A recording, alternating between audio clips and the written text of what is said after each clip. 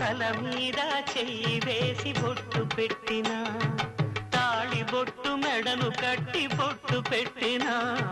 తల మీద చెయ్యి వేసి బొట్టు పెట్టినా తాళి బొట్టు మెడను కట్టి బొట్టు పెట్టినా సన్ని కళ్ళు తొక్కినా సప్తపదులు మెట్టినా సన్ని కళ్ళు తొక్కినా సప్తపదులు మెట్టినా మనసు మనసు కలపడమే